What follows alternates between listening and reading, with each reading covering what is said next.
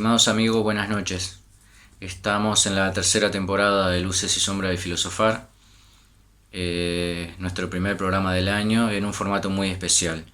En Montevideo estamos con cuarentena, o sea, se recomienda no salir, así que este programa va a ser en tercios. Un poquito más, el diálogo va a ser un poquito más dificultoso. Julio hace una parte, Fabián otra parte y quien les habla, Edgar, otra parte. Creo que esto es bastante, a mí me interesa rescatar algún aspecto simbólico de este intento. Más allá de los problemas de luz o de audio que pueda haber, el hecho de que estemos pensando juntos aún a la distancia y en este formato a mí me llena de alegría. Me reconforta que la vida siga y que estemos cada uno a su manera y con sus recursos peleando luchando para que podamos recuperar algo de lo que nos pertenece, que es en este caso es un ratito de reflexión. Circunstancias muy especiales, porque la crisis sanitaria es enorme y es mundial y no ha quedado rincón del mundo donde no se ve afectado por el miedo, la reclusión, el aislamiento, ¿no? Por las medidas sanitarias, por las medidas legales que van a acompañar a las medidas sanitarias, por los problemas económicos que va a generar todo esto. O sea que seguir intentando con luces y sombras no quiere decir ser indiferente a esa realidad, pero quiere decir de alguna manera tenemos que seguir, aunque sean estas condiciones tenemos que seguir, en el mismo sentido de que vamos a intentar seguir con nuestras clases a como dé lugar y en el formato que sea posible. Bien, en los programas anteriores habíamos estado hablando básicamente, someramente, de la relación entre ideología y conocimiento científico, ideología y ciencia. Julio habló en su parte, que cuando la editemos vamos a ver en qué orden queda, sobre todo sobre el carácter objetivo del conocimiento científico. Él lo mencionaba en términos de el ojo del observador. Para no reiterar, yo me voy a ocupar más que nada de otro aspecto, y es el aspecto de los vínculos que hay entre el conocimiento científico y su pretensión de por un lado de describir con corrección la realidad, ¿no? Julio ahí planteaba, como una visión clásica, como lo pensaron los griegos y como lo pensó también la modernidad, y cómo hoy eso ha cambiado un poco, ¿no? Hoy se acepta de bastante buena gana que el conocimiento científico es no ve las cosas tal como son, sino que es un conocimiento fragmentario, contextualizado y atravesado por multiplicidad no solamente de discursos, sino de intereses también, ¿no? En el caso de las ideologías, lo que planteamos es que la ideología como sistema de ideas que colabora o no para decir lo que las cosas son, si juntamos esos dos temas, en el mismo sentido que lo plantea la filósofa Esther Díaz, o en el mismo sentido que lo plantea Boaventura de Sousa, o inclusive el mismo Foucault, cuando habla de las epistemes. Yo creo que no se puede separar lo ideológico de lo científico. Ahora bien, como bien decía Julio, eso no es un pesimismo. Creo que hay diferencias entre un conocimiento científico y un mito o una ideología o una religión. Sin embargo, eso no excluye que el conocimiento científico esté tan atravesado de ideología o de creencias o de cosmovisiones como otros conocimientos, otros sistemas de conocimiento. Ahora bien, decir que está atravesado de intereses no parece ser gran aporte, ¿no? Sin embargo, hasta no hace mucho se pensaba la ciencia como un cuerpo de conocimientos inmaculado y aséptico. Separar a las ciencias de la ciencia, el conocimiento teórico del conocimiento de su aplicación, creo que no es posible. Y tampoco es posible separar lo que es el conocimiento científico aplicado de la tecnología. Y cualquiera de esas eslabones implica componentes ideológicos. Un ejemplo sencillo es la tecnología informática, en este caso el celular. El celular no solamente es ideológico lo que transmite, o sea, el contenido por el cual el celular como instrumento. El celular mismo, su forma de proceder, su forma de ser pensado, las funciones para las cuales es pensado, ya implica un componente ideológico, en algunos muy notorio, ¿no?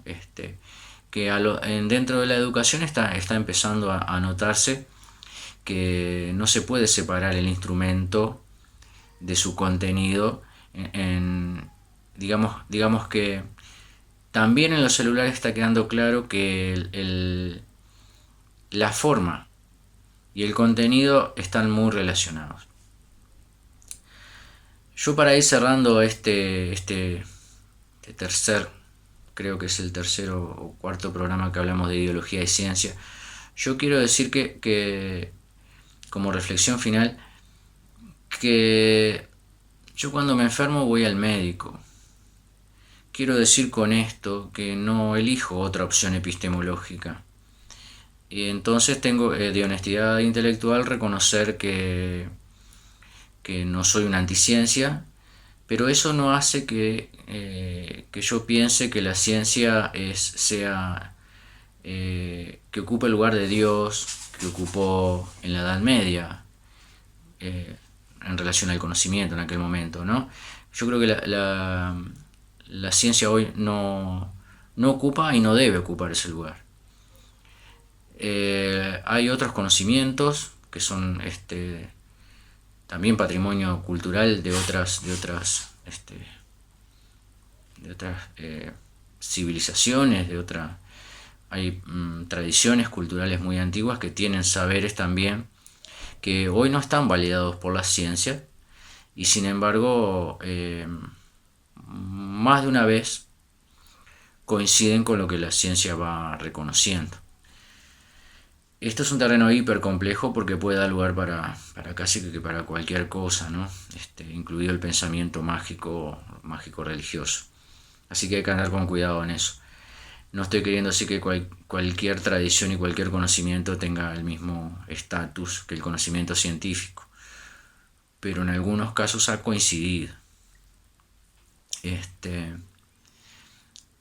Como una de las cosas que a mí más me preocupa hoy es la formación del gran público de nosotros en ciertos elementos críticos que permitan una evaluación reflexiva, pausada y atenta del conocimiento todo, pero también del conocimiento científico. Yo creo que esa era una preocupación que tenía muy a flor de piel Carl Sagan, biólogo y físico y astrónomo y por qué no filósofo estadounidense. Él le preocupaba mucho la formación del gran público, porque la formación crítica del gran público es un elemento de freno, es un elemento, la formación crítica de la población es un elemento muy importante a la hora de que ni los tecnócratas ni los políticos al servicio de intereses y de la tecnocracia, o que no, digamos que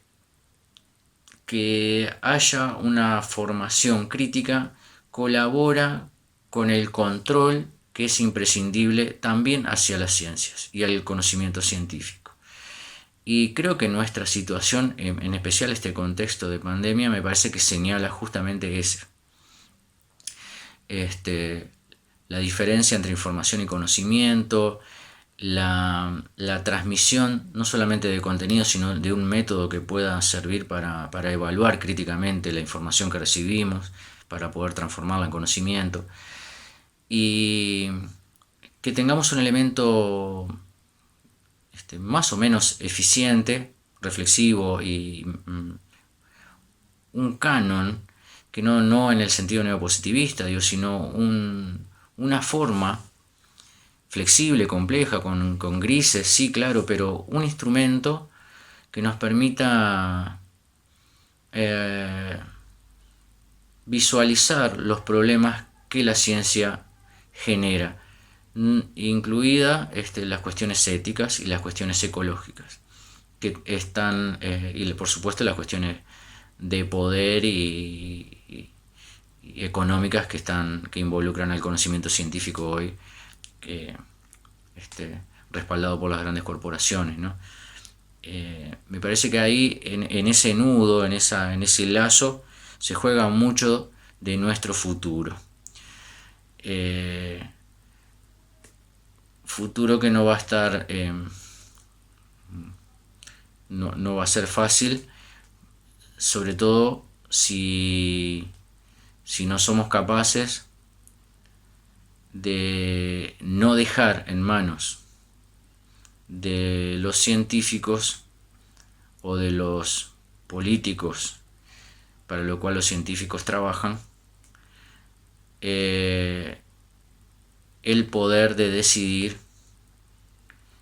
cuestiones que no solamente implican a quien investiga, sino que tienen consecuencias humanas o naturales muy amplias, muy profundas y muy graves. Así que me parece que ahí se juega un partido muy difícil, que es el del control social de las ciencias. Control de la sociedad para con las ciencias. Me parece que ahí estamos frente a uno de esos desafíos para el pensamiento crítico. Queda mucho por hablar, queda mucho por decir, y sobre todo en estas épocas uno se tienta de poder seguir enlazando temas en torno a la realidad de las ciencias, que es un fenómeno humano complejo y que por lo tanto no está exento de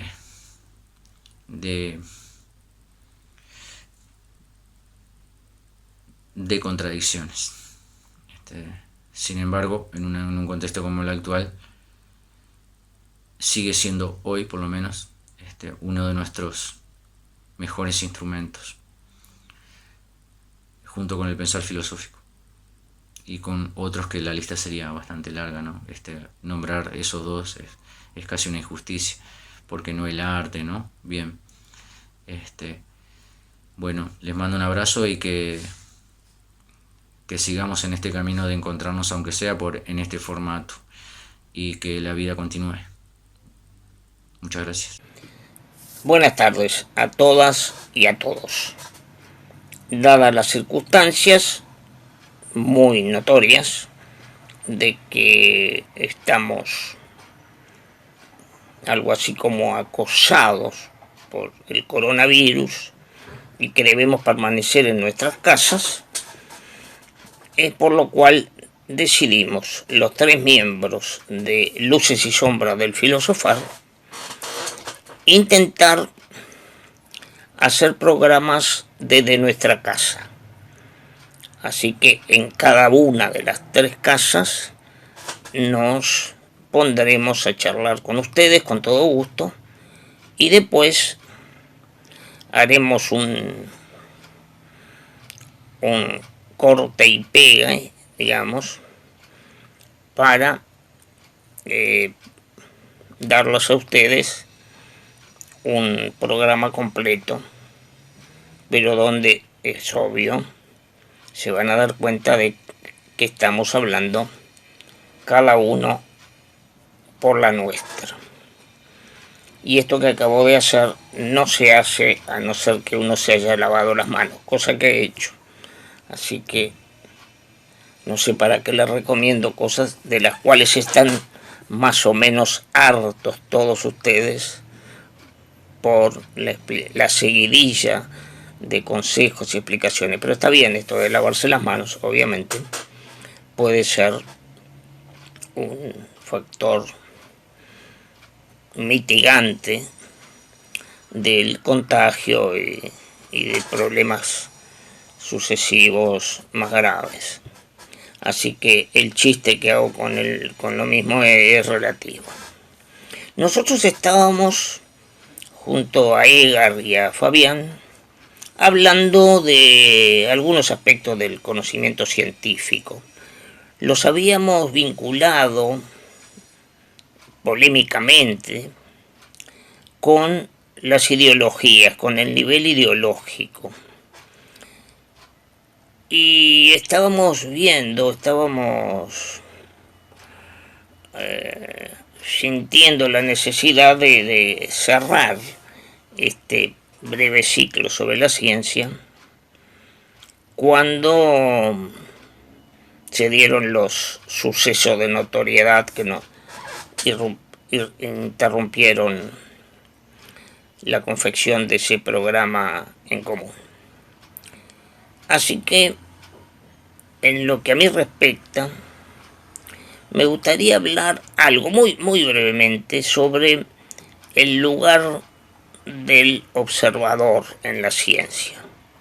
No voy a hacer ningún descubrimiento notorio, no voy a hablar de cuestiones que ustedes no conozcan, sino que simplemente en este mano a mano que hacemos en los programas, reflexionar justamente sobre lo que acabo de decir. ¿Cuál es el papel del observador al día de hoy en las ciencias? En las ciencias clásicas y por tal, digamos, lo que es la ciencia que deriva de la modernidad, la ciencia que se constituye y alcanza su primera maduración en el periodo que va desde Newton al siglo XIX, el papel del observador se veía como distante del objeto a conocer y al mismo tiempo procesado por un sujeto, es decir, el observador, que lo definía como tal, como objeto científico o como objeto digno de ser analizado científicamente, y en donde entonces el sujeto mantenía con el objeto a observar y a analizar con detalles, mantenía una distancia, esta distancia moderna fue célebre, fue crucial, hasta nuestros días incluso, para lograr lo que los científicos, y a través de ellos los filósofos y y todos los que se pueden interesar en la ciencia, defendían como el logro de una búsqueda efectiva y exitosa de la verdad de los entes del mundo. El mundo para la época moderna era capaz de ser conocido a cabalidad por el sujeto humano, que provisto de un arsenal cada vez más completo y sofisticado, dado obviamente que estoy hablando de eso, ¿no? Dado por las matemáticas, que lograban un progresivo dominio del mundo en una época de la cual Heidegger, en un muy conocido artículo incluido en Sendas del Bosque o Sendas Perdidas, ese libro, llamó al periodo, la época de la imagen del mundo. La imagen del mundo que lograba el científico era la de la constitución progresiva, sistemática y cada vez más madura, entes que podían ser manejados por la ciencia y sobre todo por la tecnología para ayudar a constituir un mundo cada vez más humano, cada vez más habitable en el sentido de, como les diría, del confort, de la seguridad y serenidad que implica vivir en un mundo no habitado por fantasmas, sino por hechos que pueden ser manejables. Muy bien, toda esta conceptualización que estoy describiendo de manera gruesa, lo asumo, ¿no? Y disculpen, de una manera bastante caricatural, pero bueno, toda esa concepción ha quedado en la historia. Y el gran elemento que vino a modificar dramáticamente esta concepción moderna, junto con otros factores de los cuales ni siquiera no voy a hablar ni los voy a mencionar por el poco tiempo que tenemos, ese movimiento dentro sobre todo de la física en el siglo XX fue el de la física cuántica, ¿no? En la física cuántica, que sigue en su desarrollo al día de hoy, hay una cantidad de apreciaciones que chocan contra la concepción moderna que se tenía del mundo y de la relación que tenía el sujeto humano con el mundo. Y una de las cuestiones cruciales que vino a modificar la concepción moderna fue precisamente el papel, el rol y el lugar del sujeto humano como elemento conocedor. El sujeto humano dejó de ocupar el centro neurálgico y además se determinó que la perspectiva desde la cual ese sujeto explicaba el mundo era precisamente eso, una perspectiva entre varias, y no era entonces posible alcanzar una explicitación unívoca, única, determinada y con rasgos suficientes de determinación y de fijeza como para mantenerse así sin cambios. Hoy sabemos que la perspectiva del sujeto que va conociendo es clave para lo que se va conociendo y cómo se va conociendo. Es decir, que no es solamente que el objeto del mundo que se conoce se lo conoce como tal,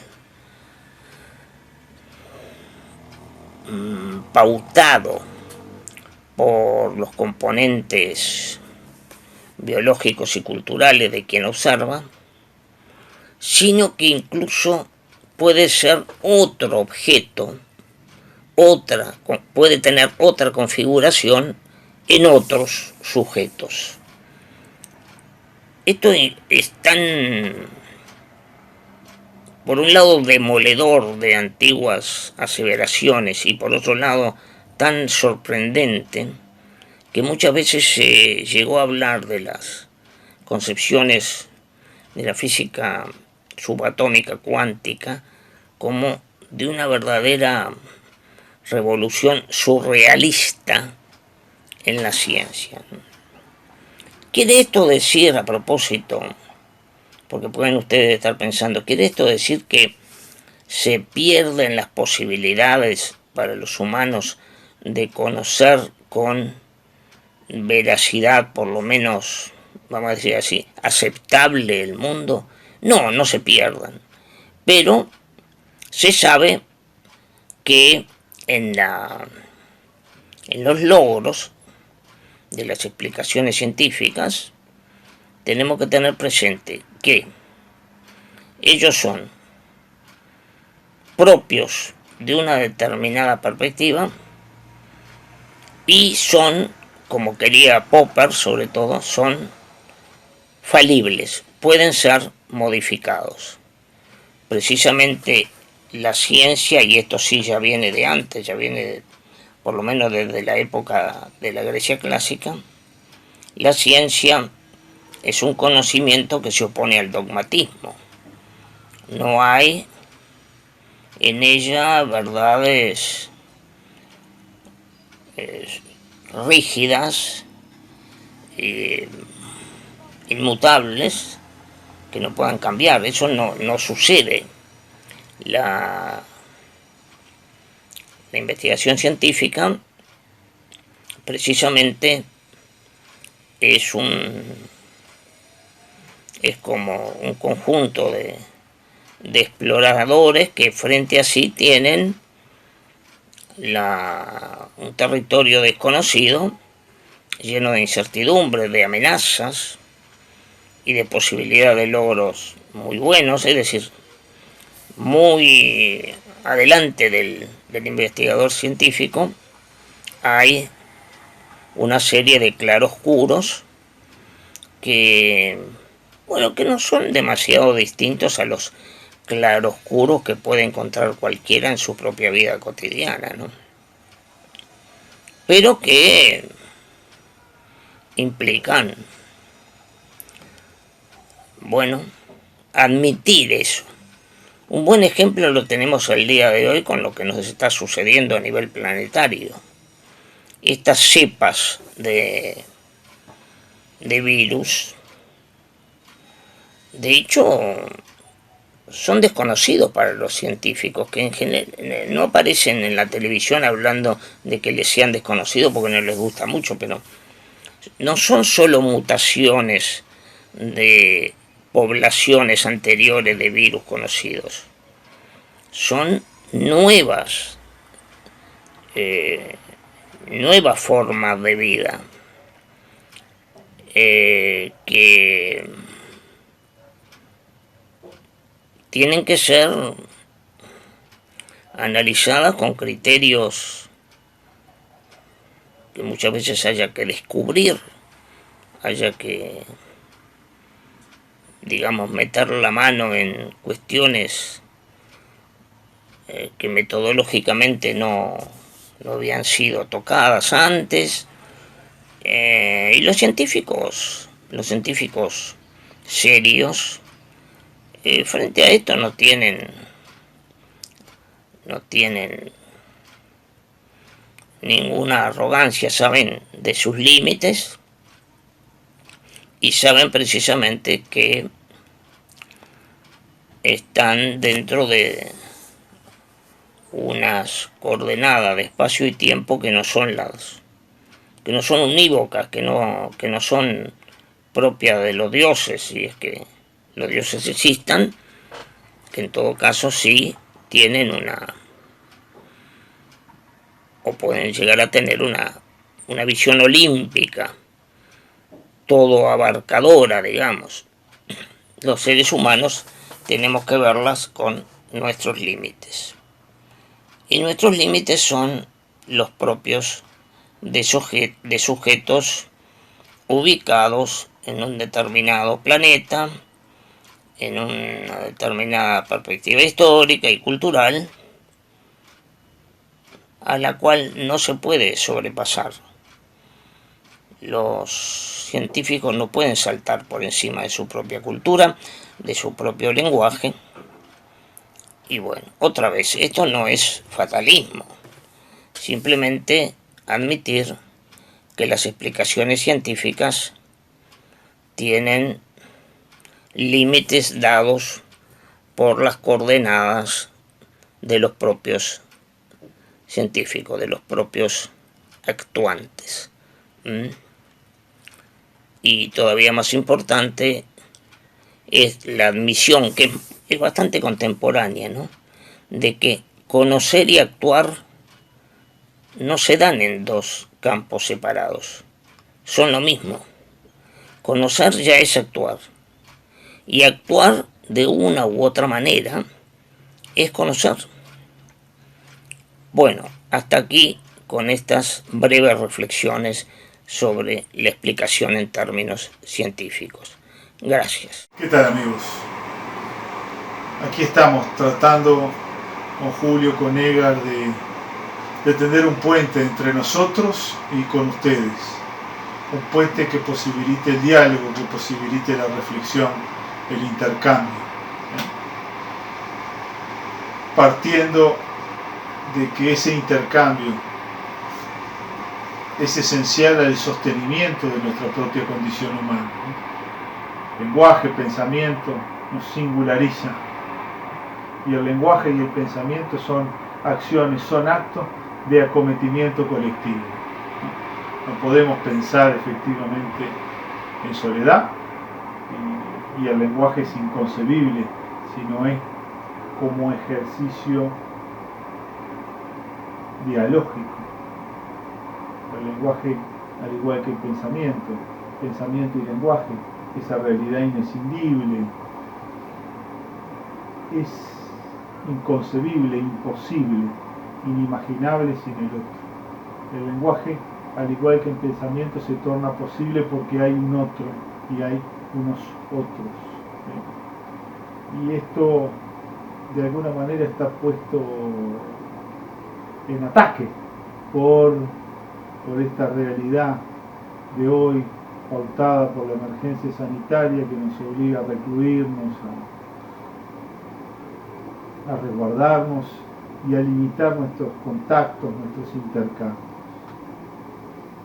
Nosotros entendimos, por esas razones que señalaba recién, por las que señaló Julio, por las que ya ha señalado Edgar, necesario encontrar un mecanismo, alguna forma, para poder establecer algún vehículo de comunicación, de diálogo entre nosotros y con ustedes. Y darle continuidad en este marco tan especial, en unas condiciones muy especiales, bastante ingratas, a ese ejercicio de análisis, de reflexión en torno al entrecruzamiento entre filosofía y ciencia. Y aquí yo voy a hacer una pequeña nota aclaratoria. Soy el último que grabo, por lo tanto he tenido la posibilidad de escuchar a Julio, de escuchar a Edgar, y pretendo no esquivar algunas reiteraciones que seguramente sean más o menos inevitables. Hay un recorrido que hicieron Julio, que hicieron Edgar, en torno a la caracterización, podemos decir, clásica de la ciencia, y la forma en que ésta ha sido puesta en tela de juicio de alguna manera por conceptualizaciones que han evidenciado que no hay una relación transparente entre el sujeto cognoscente y el objeto conocido, que la realidad en definitiva no es un simple proceso, que la construcción de la realidad no es un proceso puramente constatativo, de percepción, sino que hay necesariamente labores de tipo creativo, hay una construcción. Esa representación, que en definitiva llamamos realidad, está elaborada por nosotros. Y como cualquier ejercicio del humano, está atravesado por las emociones, por aspectos que podemos llamar ideológicos, ¿sí? Por tanto, yo pienso básicamente en aquellas cosas que hacen a las elecciones o preferencias en el campo axiológico, por toda la completitud de nuestro ser que está presente cada vez que nos relacionamos con el entorno exterior, ¿no? Y es nuestro ser el que va a capturar o no cierta cosa en un momento determinado. Y por ahí yo escuché a Hegel hacer referencia a los epístomes, en aquella noción de trabajar a Foucault, con ciertas analogías muy importantes con la teoría del paradigma científico, elementos construcciones analíticas que nos hablan certeramente de que el ejercicio cognoscitivo que se desarrolla el científico está atravesado, ¿sí?, por todos estos elementos del mundo emotivo, del deseo, de las pulsiones, de los intereses. La ciencia moderna es cada vez más, junto con todo otro conjunto de prácticas humanas, cada vez más acentuadamente colectiva. El laboratorio estatal o privado es una institución, con dinámicas propias, con intereses. Así que esa práctica está atravesada por esas cosas. Ahora, esto que nos habla de, o nos lleva a pensar en registrar la incidencia de lo subjetivo, por llamarlo de alguna manera, en la práctica científica. Creo que esto de subjetivo es un poco pobre para describir lo que estamos hablando. De todos modos, no debe dejarnos, no debe hacernos olvidar que efectivamente es reconocible por todos algo parecido al avance de la ciencia, ¿sí? Y ahí hay una cuestión problemática, interesante de ser abordada, ¿no? Y analizada. ¿Por qué estos paradigmas o estos epístomes que señalaba Hegel en alusión a Foucault, que remiten o que señalan discontinuidades, cortes en el proceso de desarrollo de la ciencia, que parecen en algunos sentidos más o menos válidos, parecen descripciones más o menos correctas o certeras de la forma diferente que se ha desarrollado la práctica científica en distintos momentos de la historia, deben de compatibilizarse necesariamente con un dato en principio no muy discutible, que es el progreso, el avance de la ciencia. Ahora, yo no voy a detenerme demasiado en todo ello. Yo creo que ya Julio y Edgar hablaron bastante de ese tópico. A mí, en este momento, en este contexto tan especial, me parece útil agregar, adicionar a esas consideraciones que hicieron tanto Julio como Edgar, algunas reflexiones en torno al lugar de la ciencia y de lo científico en la cultura, en la sociedad, ¿no? Nuestro mundo ha venido padeciendo los males del cientificismo, ¿no? de una exaltación de lo técnico y de lo tecnocrático, que está asociada a la exaltación de los objetos, de los portentos, una exaltación de la capacidad, de lo que tiene que ver con la capacidad del hombre de generar objetos materiales, ¿no? Y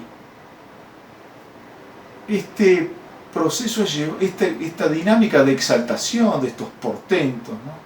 De esta dimensión, si quieren, prometeica del hombre, ha devenido en que constituyamos a estos objetos,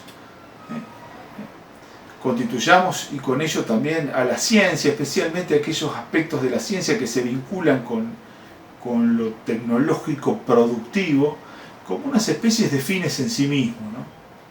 Y acá me parece que es donde cobra especial valor el ejercicio de la reflexión filosófica en torno al lugar de la ciencia en la sociedad y en torno a la ciencia misma, ¿no? Que me parece que entre otras cosas está la ciencia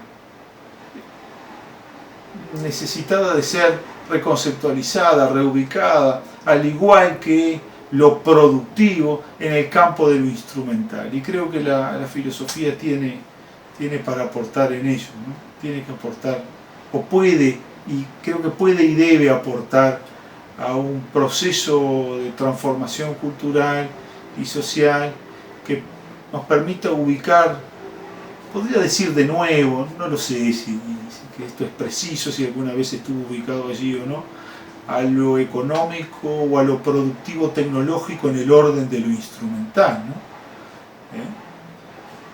O ubicar estas cosas en el universo de los instrumentos del hombre y no como fines en sí mismos.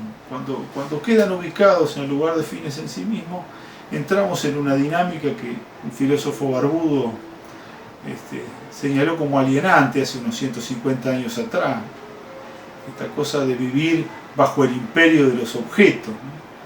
Y ese imperio de los objetos es algo que se aprecia el día de hoy, ¿no? Se aprecia el día de hoy, donde necesariamente, continuamente, las sociedades parecen estar pulsadas por un ansia de generar más bienes, ¿no? Más bienes y más bienes, como si esto fuera un fin necesario de la sociedad, de la vida, del hombre, ¿sí? Yo creo que la filosofía tiene para aportar en ese sentido, aportar mucho.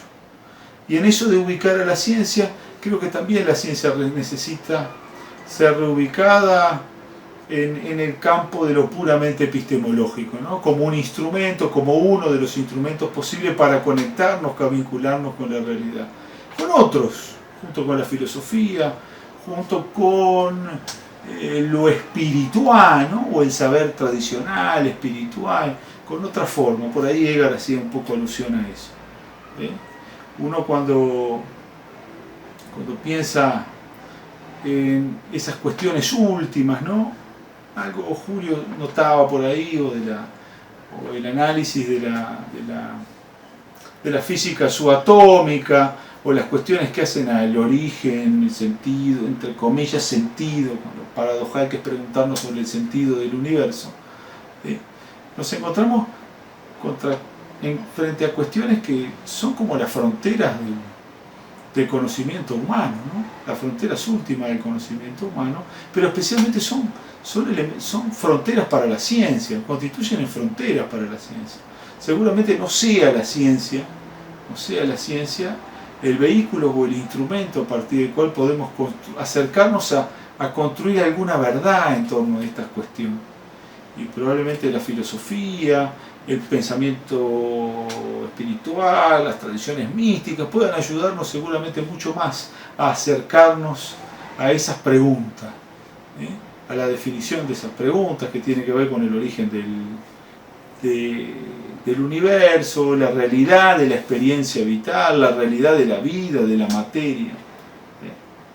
Hay muchos otros instrumentos para acercarnos a la realidad, además de la ciencia. Y cuando me parece que cuando reconocemos que hay otros instrumentos, que hay otros vehículos, podemos empezar a ubicar a la ciencia en donde debe estar ubicada, ¿no? En el lugar de lo instrumental.